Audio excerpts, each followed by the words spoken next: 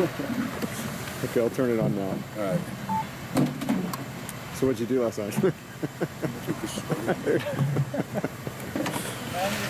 So now you've watched a lot of tape on Kansas State, obviously. Good football, good defense, statistically good. Well, I mean, very well coached.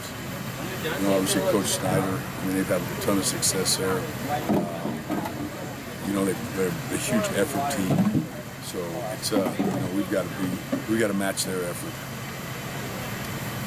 What's different about this defense? What stands out that's unique compared to anything else you've seen so far this year?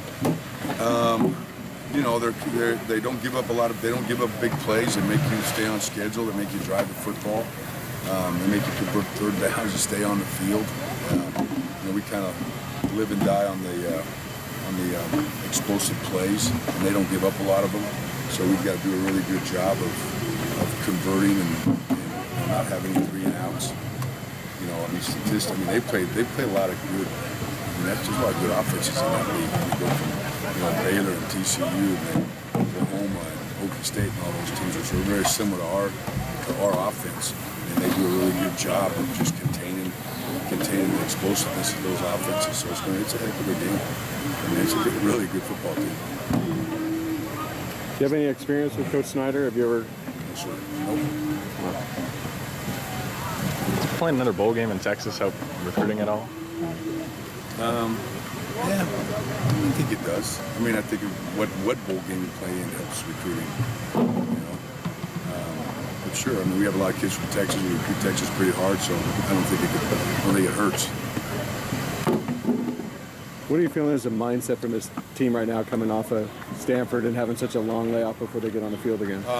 Yesterday, it was getting back into the groove of things was a little tough, but I thought today they came out and really did a good job. They started to get a little excitement back. They're getting a chance to go play in one of the, arguably one of the top, 7-8 bowl games that there is, against a really good, top 10 or number 11 team in the country. So if they can't get excited about that, then I don't know how they get excited. How's Brett? Is he shaking off some rust, and how's that hand? Is it affecting his throwing at all? His hand's going to be all right. He just doesn't have it all back yet with that, but he'll be fine. How do you balance tying a ribbon on this year as opposed to looking forward to next year and getting some players' experience for next year? No, I think we finish up this season. I think it's a little bit of a, these bowl games, these January bowl games are always a little bit of a jump start to the next season. And then it's also there's also to put a stamp on the end of this last season. So I think it kind of is a twofold deal. I think it's a big game for the program and for us. How do you look at where the offensive line is now? Kind of the fluctuation for ups and downs that they might have had. Yeah, I thought, with maybe the exception of the Stanford game, I thought about mid-season, I thought they started to really kind of come together and gel a little bit. McDermott, Connor came in and really shored up that left side for us. We were a little bit of musical chairs there for offensive line for the last couple of years, and very young. So I think now they're starting to mature. Most of those kids are, 4 out of the 5 are sophomores or redshirt freshmen. So I think their best football is still coming down the road. And as far as their performance, the whole team in Stanford is not what you wanted. What about that? How did they play against Stanford? The O-line? Yeah. What do they always say? Next question. That one's. I'm thinking about the next game. That one's done. Yeah. Coming out of there, I think they understand I think they understand that you got to come ready to play every week. Yeah. And you can't.